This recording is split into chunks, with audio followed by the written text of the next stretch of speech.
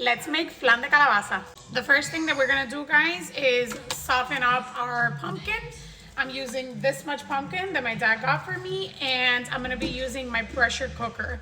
I'm gonna go ahead and throw the whole thing in like this. I'm gonna remove the plastic wrapping, obviously, but peeling pumpkin is one of my least favorite things to do in the kitchen. So I throw it in with the peel, and then once it cooks, the peel just comes right off. So I'm gonna go ahead, put it in here with maybe 4 cups of water, and then I'm gonna put it on high pressure for about 25 minutes. But before I put it in, I'm going to take a spoon and just spoon out all these seeds and like this, you know, stringy part right here. Spoon it out, throw it in the trash, or save your pumpkin seeds and roast them. I went ahead and spooned out everything, all the seeds, all the middle part. I honestly just play around with the time. I'm gonna start with 25 minutes with high pressure. It's okay if it gets mushy. That's what we want. This is all gonna go in the blender in a little bit. So I'm gonna go ahead and drop it in. I'm gonna put about 4 cups of water in there, like up to like the number 4 line in my pressure cooker. And I'm gonna start with 25 minutes, high pressure.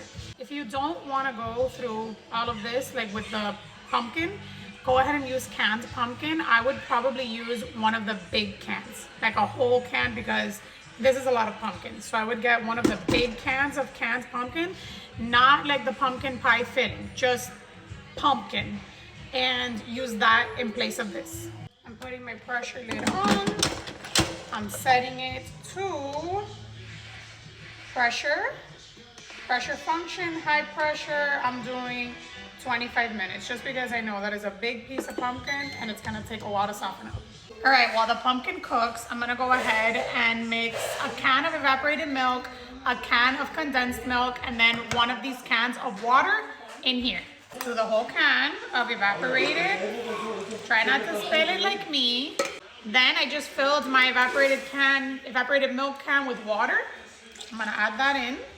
And then the good stuff. Leche condensada. Add every little last drop in there.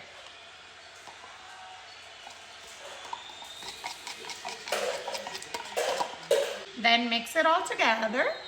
This is the pumpkin after 25 minutes on high pressure. You see how the peel separated?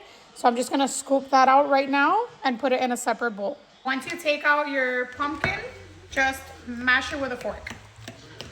Next, you're gonna take your evaporated milk, condensed milk, and water mixture, and you're going to split it in half. Eyeball it. Half of it you're gonna put into a pot, a big enough pot, because eventually everything's gonna go in there at the end. Put that into a pot, and then the other half of it is gonna go in your pumpkin. I'll show you. So I'm just eyeballing it. I'm gonna ladle in about half of the mixture in here.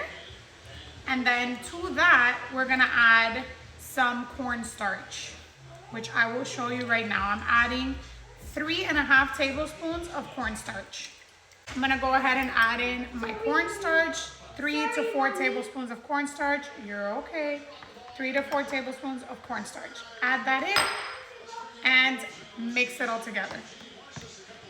I forgot to mention, to the pumpkin and cornstarch mixture with half of the milk mixture, also add 3/4 of a cup of sugar. Okay, so now I'm on the stove top. Take the half of your milk mixture, add it in. Make sure you get all the good stuff at the bottom because the condensed milk likes to settle there. Then to this, add a 1/4 teaspoon of salt and 1 cinnamon stick. Cinnamon stick,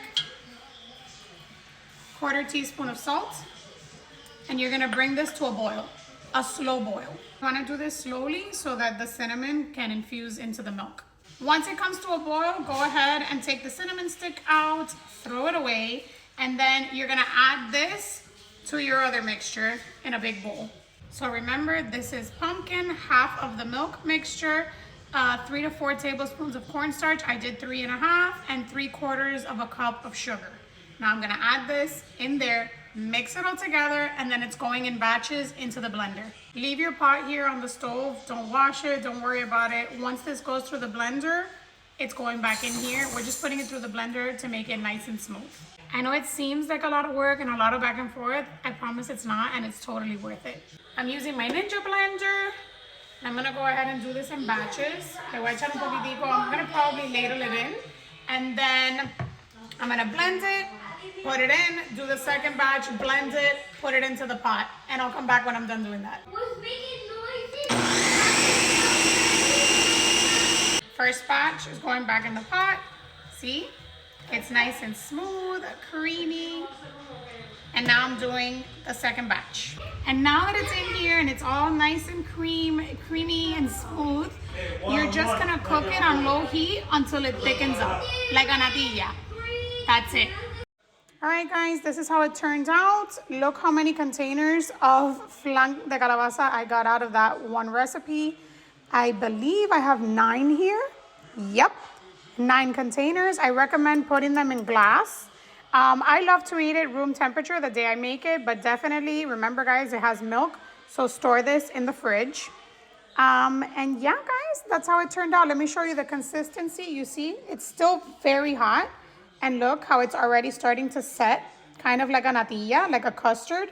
Remember, this is eggless. It just has cornstarch. But yeah, there you guys have it. And the moment that this completely cools down or you store it in the fridge, it's gonna thicken up even more. So this consistency is perfect for me. There's the pot, completely empty. My dad ate la rapita. But yeah, guys, let me know if you try out the recipe and let me know if you like it. Besitos.